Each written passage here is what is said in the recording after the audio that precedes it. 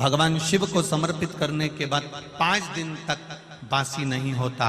बेलपत्री, एक बेलपत्री देवाधिदेव महादेव पर चढ़ी हुई है, उसको धोकर चढ़ाते रहें, वो कभी बासी नहीं होती। और तुलसी का दल कभी बासी नहीं होता। ये बासी है ही नहीं।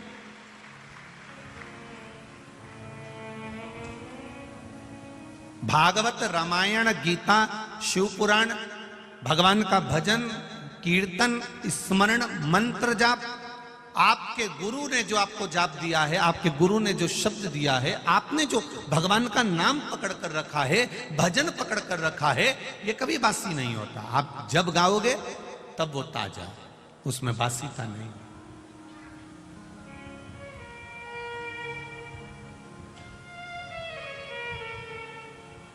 एक अखबार को अगर 5 बार पढ़ लोगे ना, एक अखबार को अगर 10 बार पढ़ लोगे तो बोर हो जाओगे। एक किताब को अगर 5-10 बार पढ़ लिया तो बोर हो जाओगे। एक मैगजीन को 5-10 बार पढ़ लिया तो बोर हो जाओगे। मन नहीं लगेगा कि ये मैगजीन हमने पढ़ चुके हैं, ये अखबार हम पढ़ चुके हैं, ये किताब हम पढ़ चुके हैं। पर एक शिव महापुराण को आप हजारों वर्षों से श्रवण करते करते आ रहे हो। भागवत जी को 5200 वर्ष से सुनते हुए आ रहे हो।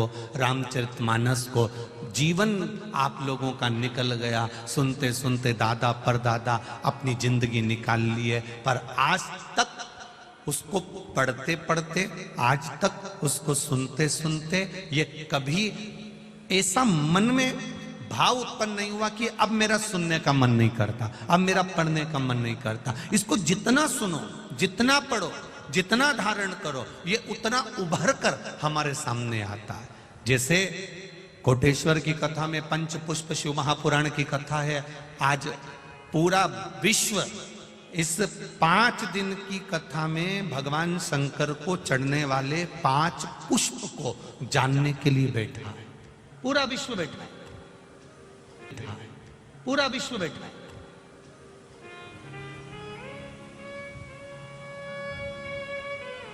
कि वो 5 पुष्प कौन से हैं जो देवाधिदेव महादेव को प्रसन्न करने के लिए समर्पित किए जा सकते।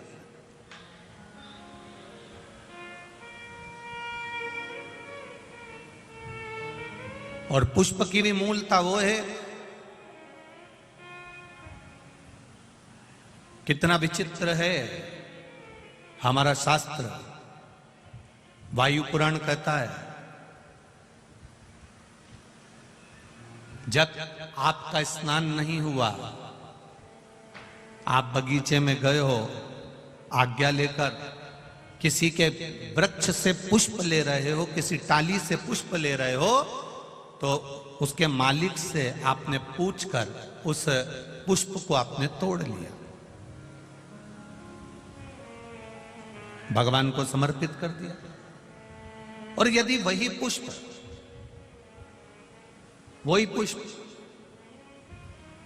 आप बिना पूछे, जिसका बगीचा है, जिसका पौधा है, जिसका पेड़ है, उससे तुमने पूछा ही नहीं, और तुमने तो सोचा हाँ सवेरे सवेरे कौन देख रहा है, फूल तोड़ा लिया और शंकर जी को चढ़ा दिया।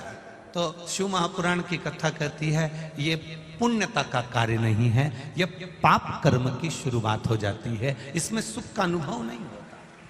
थोड़ा आप लोगों को भले बुरा लग सकता है कि हम दूसरे के पेड़ से फूल तोड़ कर ला रहे हैं, या तो आपको उस पेड़ वाले से हम दूसरे के बगीचे से पुष्प लेकर आ रहे हैं, या तो उस बगीचे वाले से हम दूसरे के यहाँ से पुष्प लेकर आ रहे हैं। उस पुष्प जिसके बगीचे से ला रहे हो, जिसके पौधे से ला रहे हो, जिसके वृक्ष से ला रहे हो, शंकर भगवान को फूल चढ़ाने का भी नहीं है आपके पास में, तो आप एक चावल का दाना चढ़ा दो, पर अपना चढ़ाओ। शंकर जी को अगर फूल चढ़ा रहे हो तो आप पहले सामने वाले से पूछो कि आपके बगीचे से मैं रोज फूल तोड़ सकती हूँ, आपके यहाँ पेड़ से मैं आप पुष्प ले सकती हूँ। अगर वो कह दे हाँ हमारे यहाँ तो लगे ही रहते हैं, तुम्हारा मन करा करे तोड़ लिया करो, तुम्हारा मन करे उतार लिया करो और भगवान को चढ़ा दिया करो, तो वो पुष्प जब आप शिव जी को चढ़ाओगे तो आपको जीवन में एक आनंद की अनुभूति होगी और आपके कार्य सफल होना प्रारंभ हो जाएंगे अपने आप।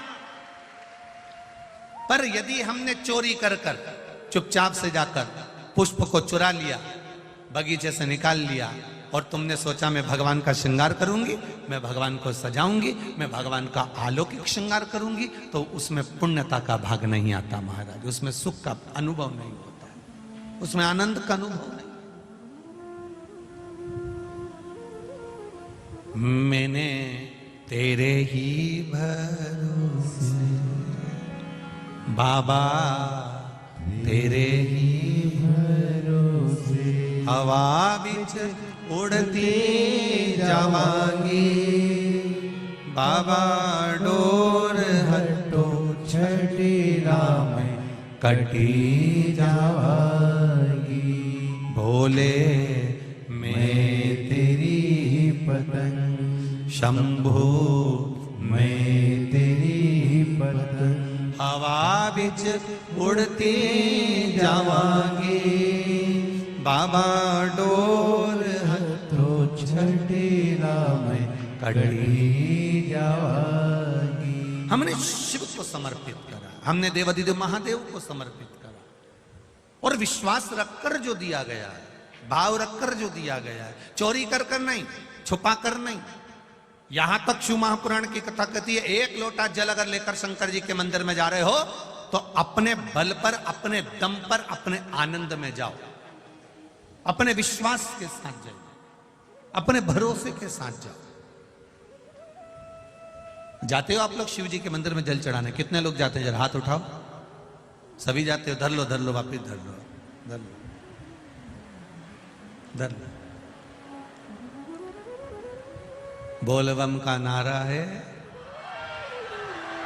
आवाज नहीं आई, जरा दमदारी से बोलिए, बोलबम का नारा है। बस आपका जो हाथ अपने जल चढ़ाने का उठाया ना, उससे समझ में आ गया कि आप सब इकट्ठे और भोले जी के पट्टे, समझ में आ गया हो, समझ में आ गया। शिव तत्व को जाना है आप, जाओ उसके मंदिर तक, जाओ उसकी चौखट तक, उसके दरवाजे तक। जब हम उसकी चौखट तक, उसके दरवाजे तक, उसके मंदिर तक जाते हैं, उसके द्वार तक पहुंचते हैं, तो कभी ना कभी तेरे मंदिर में आना मेरा काम है और मेरी बिगड़ी बनाना तेरा काम। कभी ना कभी वो भी अपने दरवाजे तक दौड़ कर आता ही है, ये निश्चित है। हम जाएं, एक लोटा जल देवाधिदेव महादेव को चढ़ाने के लिए जाएं, पर विश्वास के साथ जाएं, भरोसे के साथ जाएं, दृढ़ता के साथ जाएं।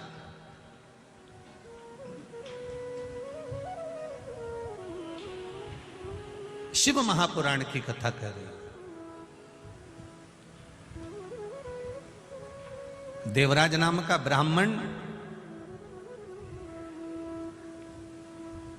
ब्राह्मण कुल में जन्म ले लेता है। पूर्व का कोई अच्छा कर्म होगा, कोई अच्छा कर्म होता है, तब जाकर अच्छे कुल में जन्म होता है।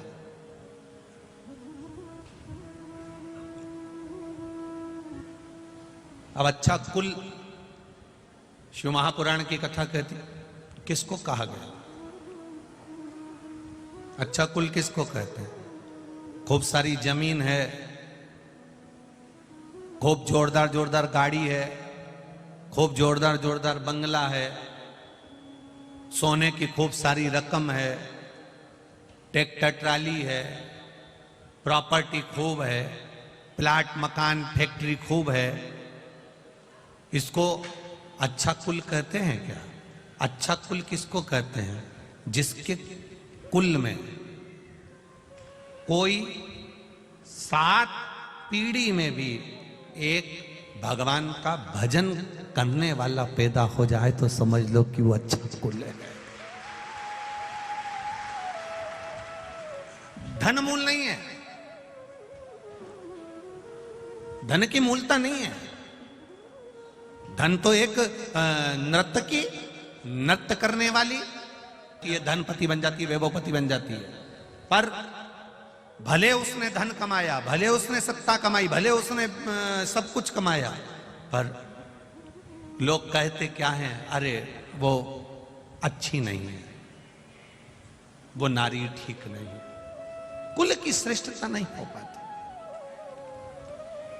तुम्हारे यहां गाड़ी रहे, तुम्हारे यहां बंगला रहे, तुम्हारे यहां पर ट्रैक्टर ट्राली रहे, पर तुम्हारे घर में कोई बहू, कोई बेटी, कोई माता, कोई पिता, कोई बेटा, कोई पोता, कोई नाती, कोई पंती, कोई जमाई, कोई बेटी, कोई तुम्हारे 7 पीढ़ी में भी अगर कोई एक भगवान की सेवा में लगा है, मंदिर में लगा है, भजन में लगा है, नहीं मंदिर जाता, फिर भी थोड़ी देर घर में बैठकर राम नाम, कृष्ण नाम, शिव नाम जपता है, नहीं मंदिर जाता, कभी कभी सोमवार की सोमवार मंदिर तक पहुंच जाता है, रोज नहीं जा पाता, कम से कम 5 मिनट शिव की आराधना में लगा है। तुम्हारे घर की कोई बहन बेटी, कोई बहू, कोई पिता, कोई माता, कोई पुत्र, अगर तुम्हारे घर का एक व्यक्ति भी भगवान शिवालय में शंकर भगवान को 1 लोटा जल चढ़ा रहा है,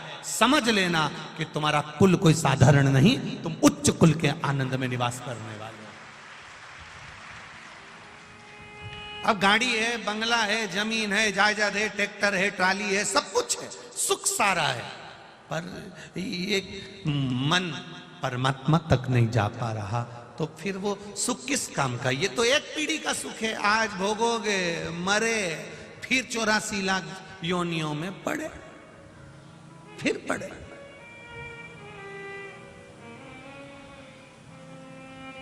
ना राम नाम लीनो तूने भरी जवानी में, तू डूब के मर जा रे चुल्लू भर पानी में, तू डूब के मर जा रे चुल्लू भर पानी में। अब ना राम नाम ले पा रहे हो, ना कृष्ण नाम ले पा रहे हो, ना शिव नाम ले पा रहे हो, बस पेड़ की छांव में बैठ गए और निकालो,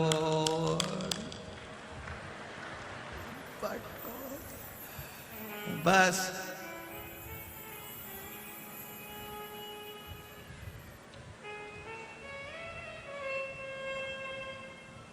दो लड़के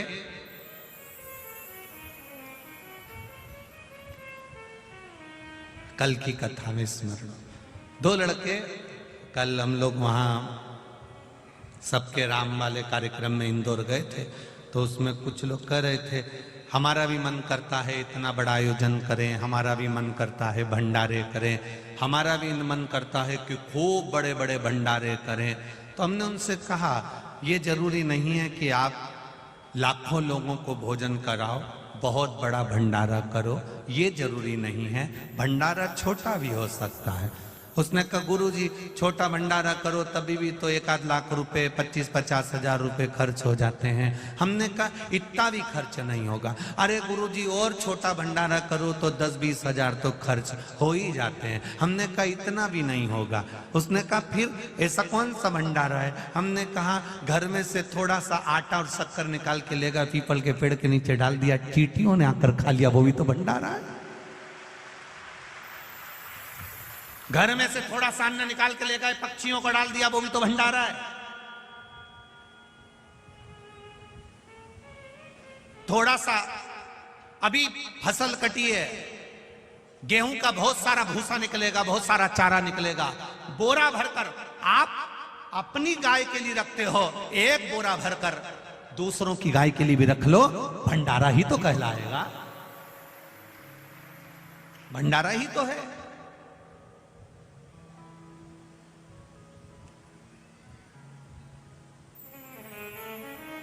महाराज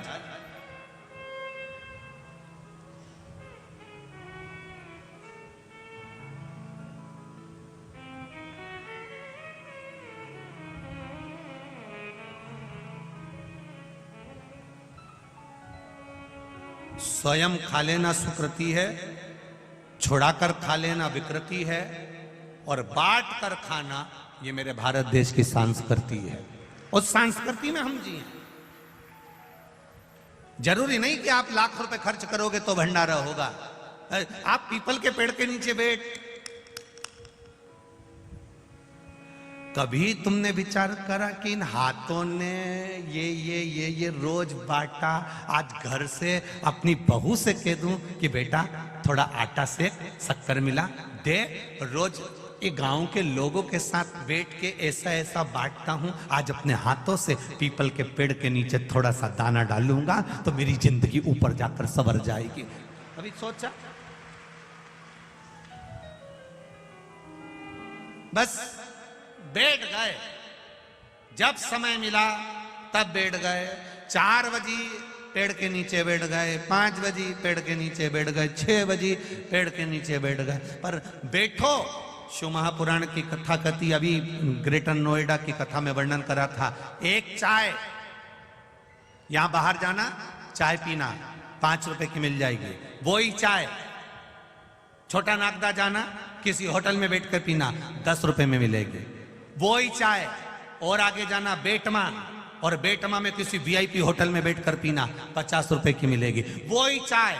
इंदौर चले जाना 5 स्टार 7 स्टार होटल में जाकर पीना 150-200 रुपए की मिलेगी। चाय वही है, शक्कर वही है, दूध वही है, पानी वही है, आगी में तपाई भी वही है। चाय यहां 5 की है, आगे गए 10 की हो गई, और वीआईपी में गए 50 की हो गई, और इंदौर पहुंच गए 200 रुपए की हो गई। 7 स्टार में उस चाय को 5 स्टार होटल में जाकर पिए, वो 200 रुपए की हो गई। चाय वही है, बस वो चाय कहां जाकर बैठी है उसकी कीमत देखिए। ठेले पर थी वो चाय 5 रुपए की थी, होटल पर पहुंची उसकी कीमत बढ़ गई, और होटल पर पहुंची उसकी कीमत बढ़ गई, 5 स्टार होटल में चाय पहुंच गई 200 रुपए की हो गई। उसी तरह तुम कहां बैठे हो, तुम्हारी कीमत तुम स्वयं बना सकते हो कि तुम बैठ कहां रहे हो। फालतू लोगों के साथ बैठोगे कीमत घटेगी, सत्संग में जाकर बैठोगे, शिव महापुराण में जाकर बैठोगे, राम कथा में जाकर बैठोगे, रामायण में जाकर बैठोगे, सुंदरकांड में जाकर बैठोगे, कहीं अच्छी जगह में जाकर बैठोगे तो तुम्हारी कीमत परमात्मा जानता है कि तू कोहिनूर हीरा है, वो जान लेता है कि इसकी कीमत क्या है। और बैठ जाओ किसी वो मदिरा पीने वालों के साथ गलत, फिर कीमत है, कहीं का भी आएगा नहीं तो गाली से बात करेगा, गाली से। और यहां तुम बैठ जाओ, कहीं का गाली से बात करके बता दे भला, और साहब कैसा हो, और साहब कैसा हो, आओ साहब, बैठो साहब, आराम से बैठो साहब, कितना कितना सम्मान दे। और तुम वो गलत लोगों के साथ बैठो तो कोई सम्मान दे। यहाँ लोग भजन सुनाए ना, देसी देसी सुना है, तो सम्मान दे तुमको। पहले ही शब्द निकले वहीं हमारी जगह बैठ गया, और यहां तुम कहीं पर भी बैठ जाओ, श्री शिवा नमस्तु, यहां जो देगा वो भजन देगा, या जो देगा वो नाम देगा, या जो देगा वो राम नाम कृष्ण नाम देगा, या जो देगा वो भगवान का भजन देगा, और वहां जो देगा वो देसी देसी देगा। अब मन तुम्हारा है कि तुम अपने आप को किस जगह पर ले जाकर बैठाना चाहते हो। कितने दिन की कथा है, बोलो बोलो जम के बोलो री जीजी, और जीजा उन भी बोलो कितने दिन की है रे, 5 दिन की कथा। अब 5 कर्मेंद्री 5 ज्ञानेंद्री, इनको सवारने के लिए यह पंच पुष्प शिव महापुराण की कथा है। कोई कितई के आजकल तो तू हमारे पास आके बैठ ही नहीं रिया, उससे कह देना अब आजकल मैं 5 स्टार होटल में बैठ रिया,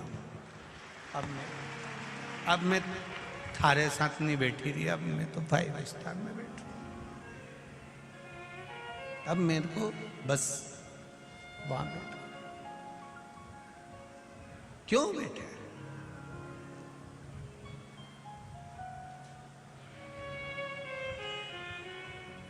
कितना महादेव जी बैठे हैं कोटेश्वर में, उनके ऊपर पानी दिन भर टपकता रहता है, और पानी भी इतना ठंडा, एकदम शीतल जल टपक रही है। कोटेश्वर के आसपास के लोगों से महादेव जी कह रहे हैं अपने भेजे को ठंडा रखना रे, ठंडा रखना। ज्यादा बड़बड़ मत करना, मेरे जैसे चुपचाप मैं जैसे बैठा हूं शांति से एक कोने में चुपचाप भेजा ठंडा करके बैठे रहो। क्या होगा उससे? जितना चुप बैठोगे, जितना मौन बैठोगे, कीमत अपनी वाणी की रख कर बैठोगे तो दुनिया के लोग तुम्हें पूछने के लिए आएंगे। जैसे कोटेश्वर जंगल के अंदर है पर दुनिया के लोग दूर दूर से यहाँ उनको पूछने के लिए आते हैं। आप चुप रहना सीख गए तो लोग आपसे पूछेंगे काका जी बोल क्यों नहीं रहे, ए बाबा बोले क्यों नहीं, क्यों नहीं बोले रे बाबा, क्यों? ए बना जी तुम बोलो क्यों नहीं बोले? सो क्यों साहब, भैया जी आवाज क्यों नहीं निकले तुम्हारी, क्यों जीजा जी तुम्हारी आवाज क्यों नहीं निकले, क्यों जीजी भाई तुम बोलो क्यों नहीं? जो नहीं बोले उससे कहा जाए कि तुम बोलो क्यों नहीं, और जो बड़बड़ करे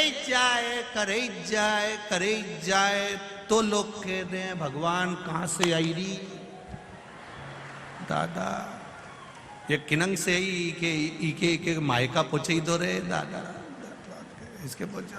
और जब वो जाए नहीं तो घर के लोग नरियल चढ़ा के भेजे अब मत आजे री, थारा हाथ जोड़ो अब मत आ। और जो नील अब जो बोले ही नहीं तो उससे ओ मेरे भोले नैना तो खोलो, दर्शन करा दो एक बार, दोबारा फिर बस वो बोले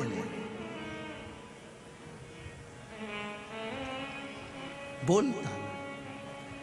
अरे शीश भोले के गंगा विराजे, शीश भोले के गंगा विराजे, शीश भोले के गंगा विराजे, शीश भोले के गंगा विराजे, हाँ गंगा विराजे, गंगा विराजे, ओ गंगा विराजे, ओ गंगा विराजे, ओ शीश भोले के गंगा विराजे, शीश भोले के गंगा विराजे। अरे गंगा बहा दो एक बार, दोबारा फिर आऊंगी।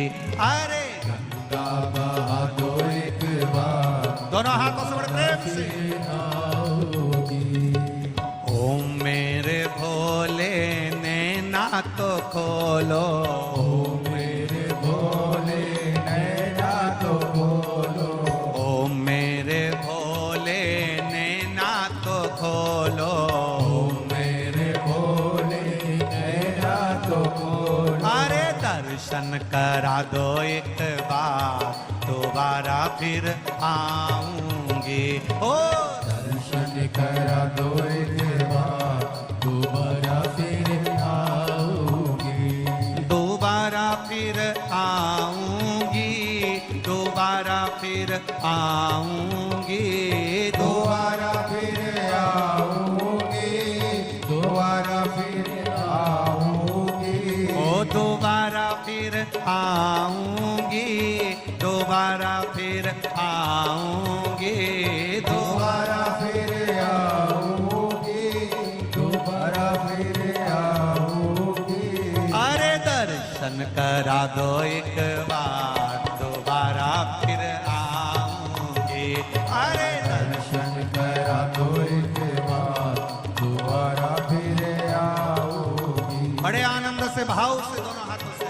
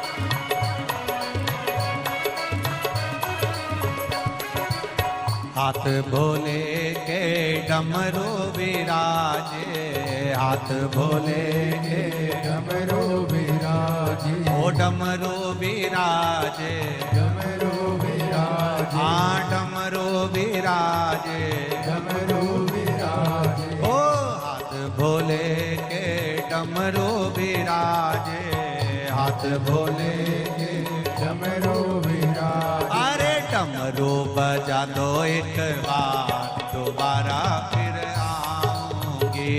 अरे डमरू बजा दो एक बार, दोबारा फिर आऊंगी। अरे डमरू बजा दो एक बार, दोबारा फिर आऊंगी। अरे डमरू बजा दो एक बार, दोबारा फिर आऊंगी। दोबारा फिर आऊंगी, दोबारा फिर आऊंगी, दोबारा फिर आऊंगी, दोबारा फिर आऊंगी।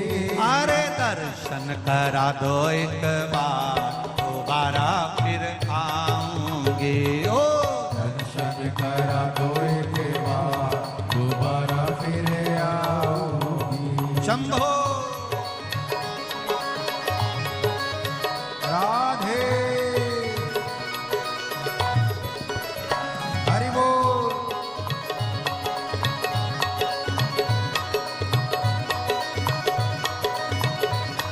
हे शंभो राधे।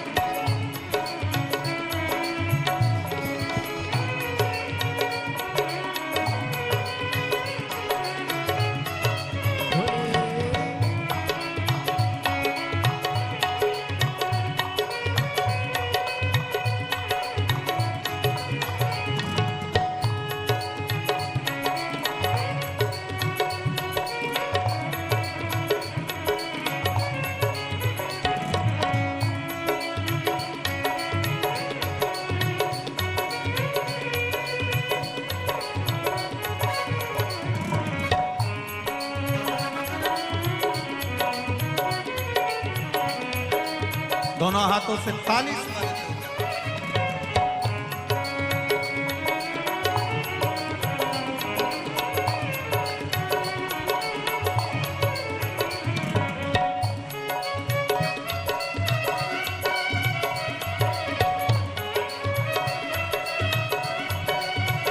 जय हो।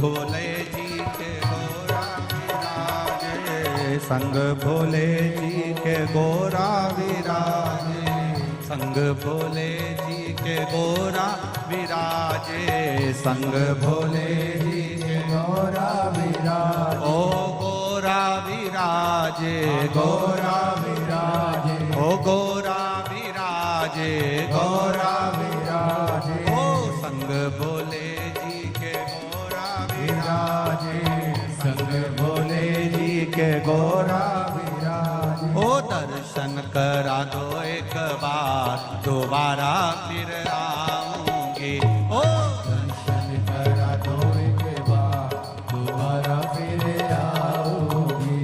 अरे दर्शन करा दो एक बार, दोबारा फिर आऊंगी।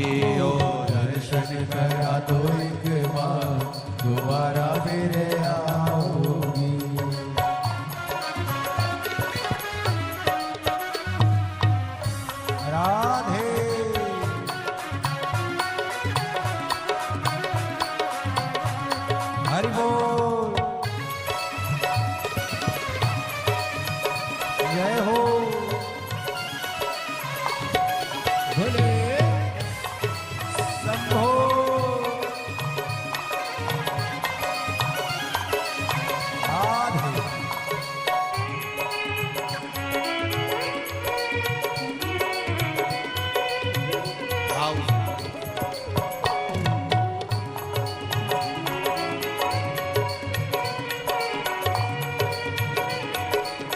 शंभो।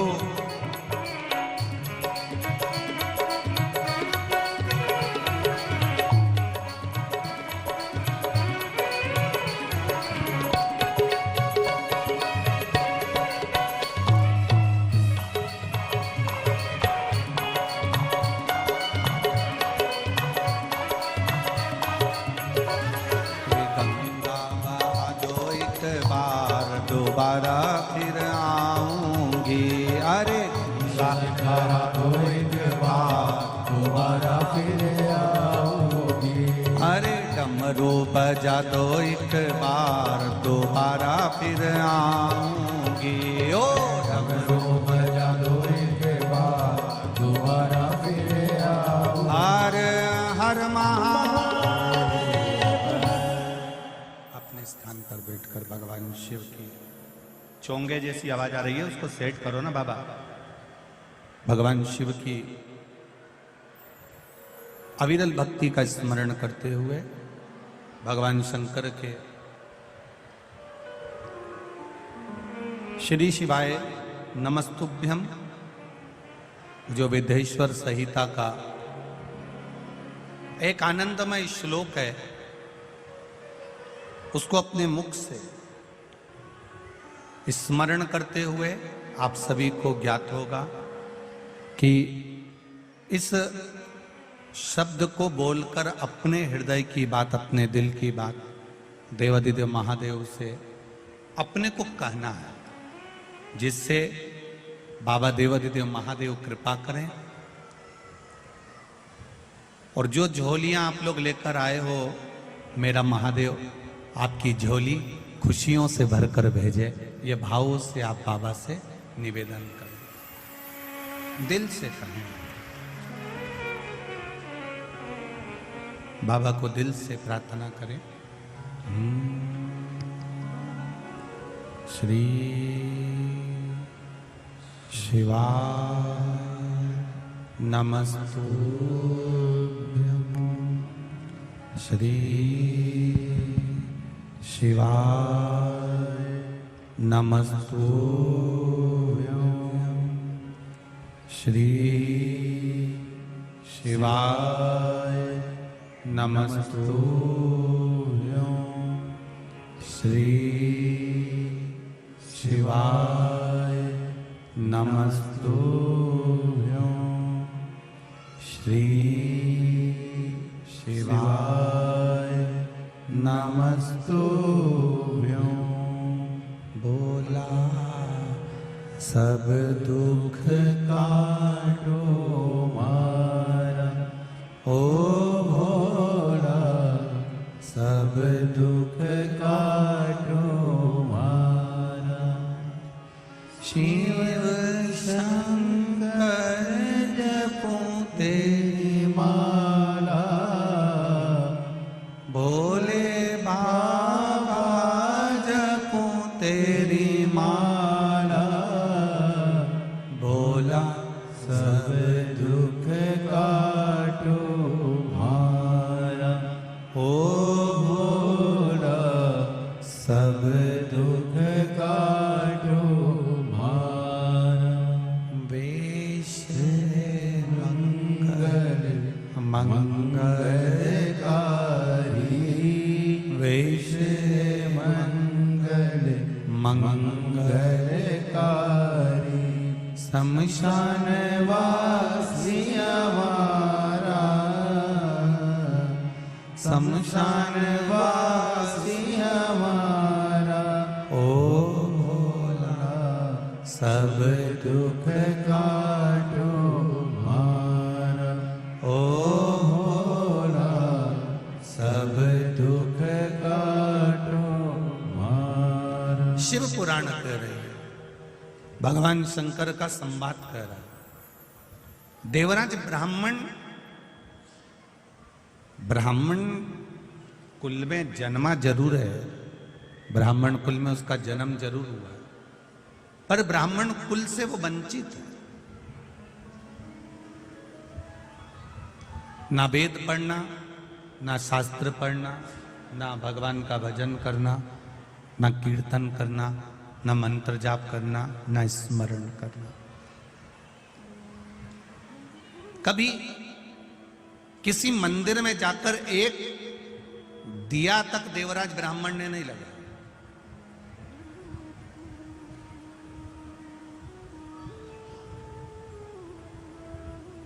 फिर भी चोरी का धन लेकर आ रहा था, चोरी का सामान लेकर आ रहा था, और वो चोरी के धन को ले जाकर मंदिर में लेकर छुपाकर बैठ गया, जहां एक ब्राह्मण देव शिव महापुराण की कथा का वाचन कर रहे थे। एक ब्राह्मण जहां शंकर भगवान की कथा का वाचन कर रहा है, वहां बैठ गए।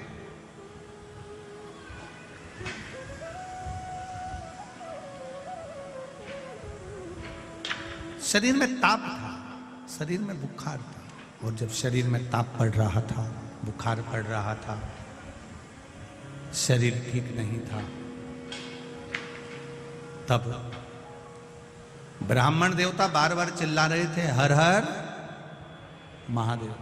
इसको बड़ा क्रोध आ रहा था, इसको बड़ा क्रोध आ रहा था, और उस क्रोध के कारण ये वहां से निकलकर एक बेलपत्री के वृक्ष के नीचे जाकर बैठ गए।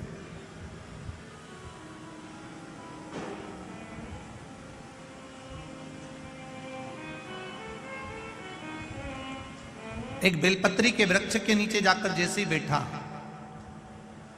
शरीर में कष्ट होने के कारण इसके प्राण छूट गए।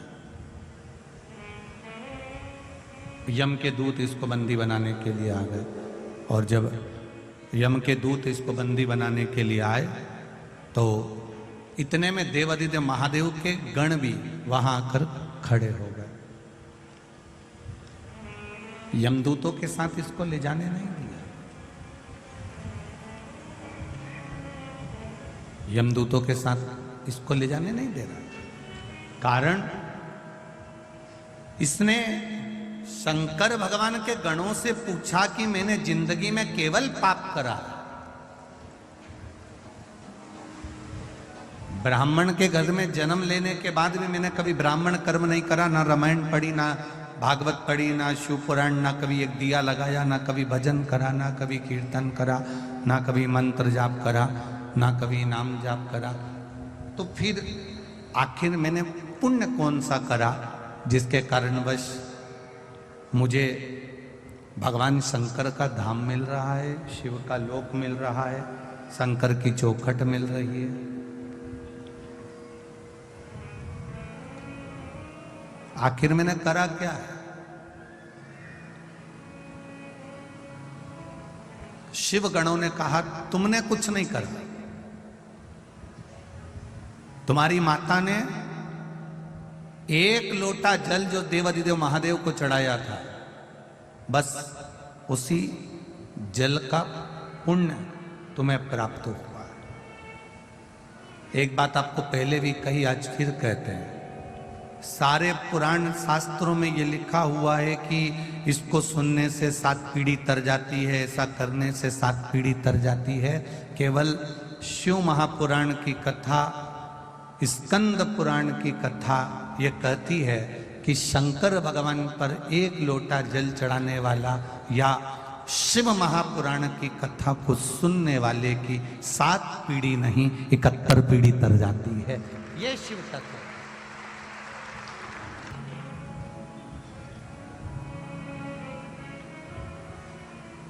और कितना एक कथा सुनने के लिए बहुत घनी आबादी में आप लोग बैठकर कथा नहीं सुन रहे हो। कथा सुनने के लिए आप देखा जाए तो जो शंकर जी का मंदिर एकांत में है कोटेश्वर, एकदम अलग जंगल में आनंद के साथ मेरे महादेव विराजमान है। ऐसे देवादिदेव महादेव की एकांत में आपको पहले भी कथा में कहा, जहां बाबा आराम से बैठे हों और वहां ये शिव महापुराण की कथा सुनने को मिल रही है, तो अपने दिल की बात भी कहकर जाना, वो दिल से दे भी देगा। दिल से कहो।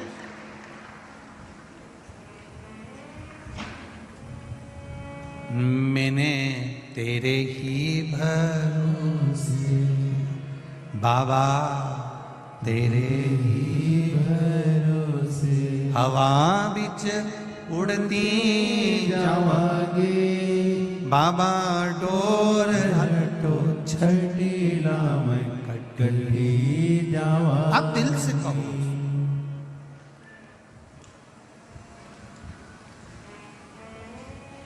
देवराज भगवान का भजन कर कर आनंद पाकर शिव धाम को चले गए।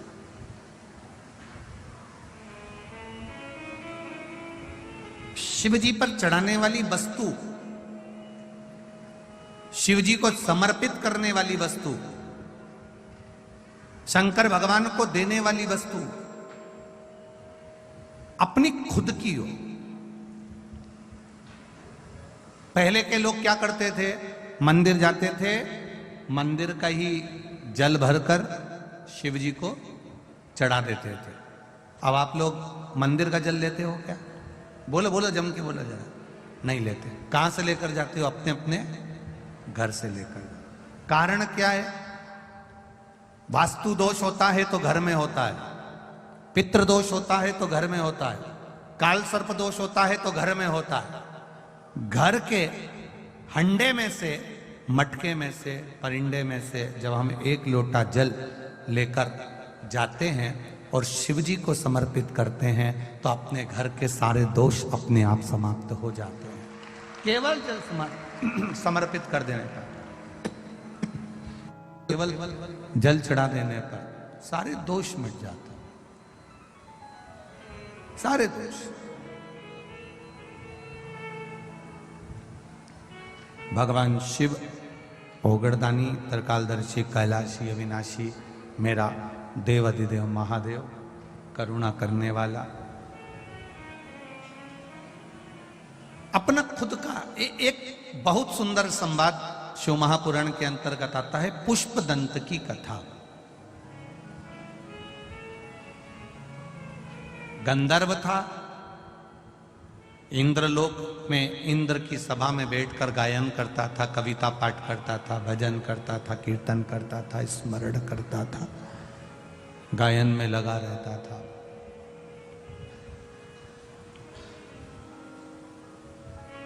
एक बार उसके मन में आया कि पृथ्वी पर मैं जरा भ्रमण कर कर आता हूं, पृथ्वी घूम कर आता हूं। और पृथ्वी पर भ्रमण करने के लिए वो गया।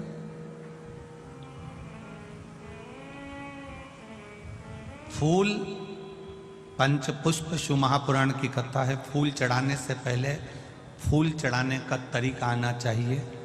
फूल चढ़ाने से पहले कौन से पुष्प आप देने जा रहे हो, वो फूल कहां से लेकर आए हो, उसका तरीका आना चाहिए। भले आपके पास में पुष्प नहीं है, आपने मंदिर कई पुष्प चढ़ाया, तो उसका भी तरीका आना चाहिए।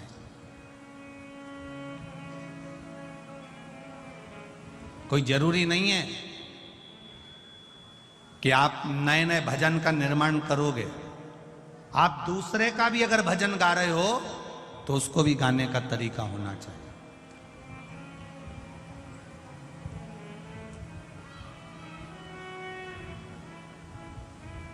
पुष्पदंत गंधर्व है और गंधर्व के साथ में उसको वर प्राप्त है कि ये दिखेगा नहीं,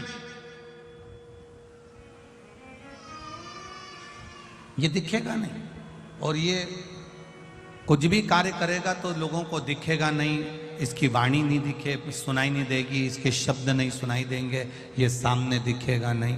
ये पुष्पदंत गंधर्व की कथा है। बैस क्या तो कम कर दो, या चुंगे जैसी आवाज आ रही है उसको सेट करो ना, बार बार बोल रहे हैं उसको।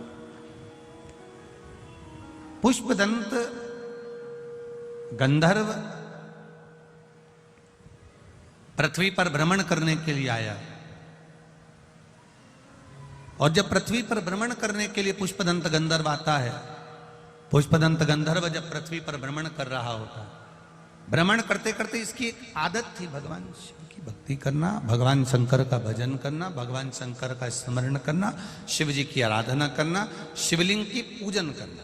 अब पुष्पदंत गंधर्व ने विचार करा कि मैं पृथ्वी पर आ गया हूं, क्यों ना यहां शंकर के शिवलिंग का निर्माण करूं और उसका पूजन करूं। एक पार्थिव शिवलिंग का निर्माण पुष्पदंत गंधर्व करने लगा।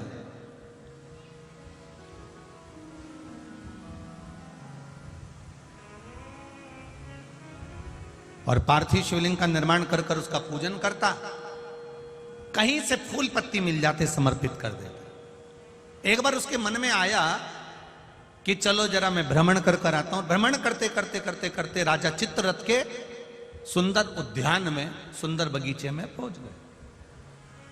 कभी कभी आप भी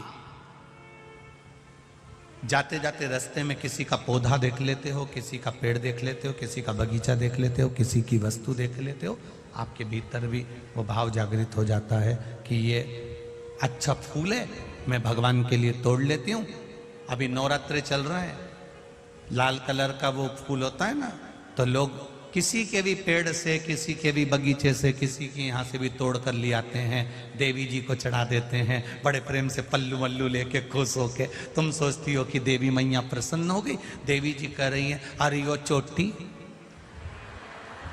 बताओ, दूसरे के घर का चुरा कर लिया, दूसरे के घर का उठा कर लिया, दूसरे का सामान लेकर आ गई और चढ़ा कर कह रही है कि मैंने भगवान का पूजन कर दिया, भगवान की आराधना कर दी, भगवान की सेवा कर दी। ना ना, जैसे अपने घर का एक लोटा जल लेकर जा रहे हो, अगर किसी के यहां तुमने पूछ लिया कि हमें आपके बगीचे का फूल ले जाएं, वो आज्ञा दे दे तो ले जाओ।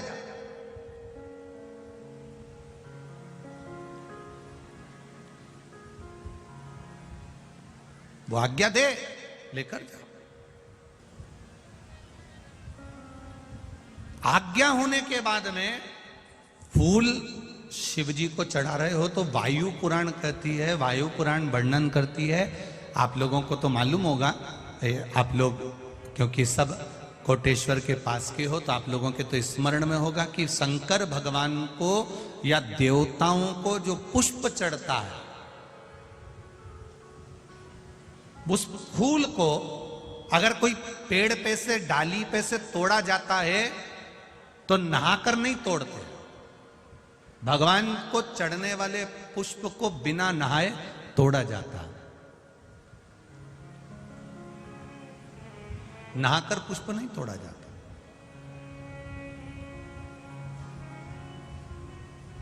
कितने लोग हैं जो बगीचे से फूल तोड़ते होंगे तो नहा के तोड़ लेते होंगे, और कितने लोग हैं जो बगीचे से पुष्प तोड़ते हैं तो सुबह सुबह उठे, मंजन आदि करा, हाथ पैर धोया, बगीचे में गए, डाली पे से फूल तोड़े और भगवान को समर्पित करे। वायु पुराण, वायु पुराण का शब्द कह रहा है भगवान को समर्पित होने वाले पुष्प जब आप तोड़ते हैं, लेकर आते हैं,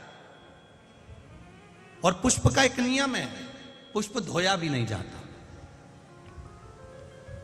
पुष्प को पानी में धोते नहीं है, जैसा डाली से मिला है बस उसको लिया, रख दिया। जब आप पूजन करने के लिए बैठे और पूजन के समय पर उस पुष्प को तुमने उठाकर भगवान को समर्पित किया, भगवान को चढ़ाया, भगवान को समर्पित करना प्रारंभ करा। अब आप लोग कहेंगे गुरुजी शरीर बासी है, शरीर हमारा, बताओ हम स्नान करें नहीं है और स्नान नहीं करे और फूल तोड़ लिया तो वो फूल अशुद्ध नहीं हो गया? वो फूल शुद्ध ही नहीं हुआ।